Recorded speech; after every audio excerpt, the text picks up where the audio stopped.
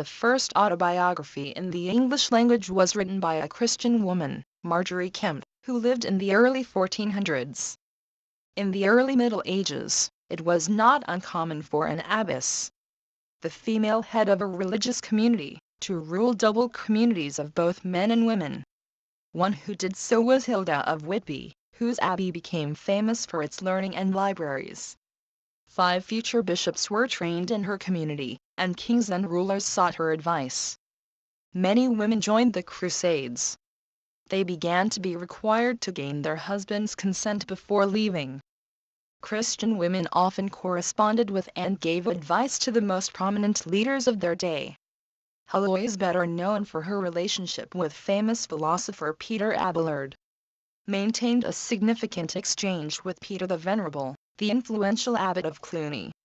The two discussed theology and spirituality at length. Anselm, later Archbishop of Canterbury, corresponded with Queen Matilda on matters of religion. Of all the recognized saints between 500 and 1200, about 15% were women. Some Anglo-Saxon queens appointed bishops. Queen Emma of Normandy, one of the most powerful people in England in the early 11th century, clearly did so. So did Edith, wife of Edward the Confessor, the English king who built Westminster Abbey. Bridget of Ireland was said to have been consecrated a bishop.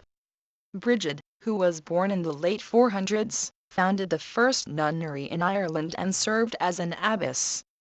According to one account, Bishop Mel conferred the episcopal order upon the abbess, even though she had requested only the order of repentance. And hence Bridget's successor is always entitled to have episcopal orders and the honor due a bishop.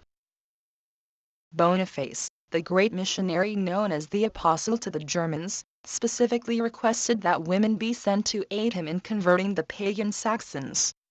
One of the approximately 30 women who went was Leoba, who became so widely respected that she was invited by Charlemagne's queen to visit the royal court. Ratsfeld, a German Christian woman, who lived in the 10th century.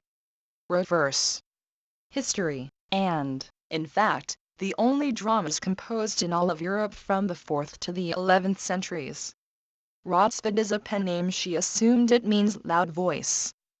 The first English book known to be written by a woman was written by a Christian, the influential writer and visionary Julian of Norwich. Joan of Arc's father ordered her brothers to drown her as a young girl. Only their failure to do so allowed her to grow up, and at age 17 save France from military destruction. Mark Twain, after 12 years of research on Joan's life, concluded that her life was the most noble life that was ever born into this world save only one. Almost all European Christians, from the mid-13th century on, believed there had been a woman pope. Pope Joan, disguised as a man and known as Pope John, was said to have begun her reign in 855. Other versions said 1100. Her alleged reign for almost 3 years ended when she gave birth while riding in procession.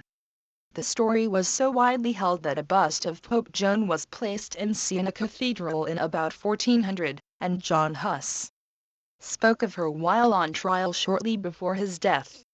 Not until the mid-1500s was the story repudiated. The Waldensians, a group beginning in the 12th century, that has been described as Protestants before the Reformation, were charged with allowing women to preach.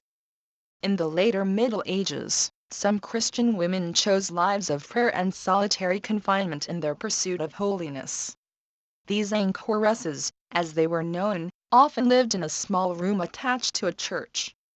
Windows allowed them to look into the sanctuary, to view the services there, and to look out into the village, to be able to buy food and necessary supplies. The first known morality play, an important form of drama in the late medieval period, was written by a woman, Hildegard of Bingen, the 12th century German abbess. Holy women so valued their virginity that in some extreme cases they cut or disfigured themselves so they would not be molested by marauding invaders of their monasteries. One who did so was Ebba the Younger, abbess of a remote monastery in Scotland during the wave of Danish invasions in the late 9th century. Farah, a saint in the late 600s, founded a joint community of men and women in the north of France, where she ruled as abbess and assumed priestly and episcopal powers, hearing confessions and excommunicating members. Abbesses continued to hold considerable authority. As late as the 13th century, certain abbesses had to be halted from hearing confessions of their nuns.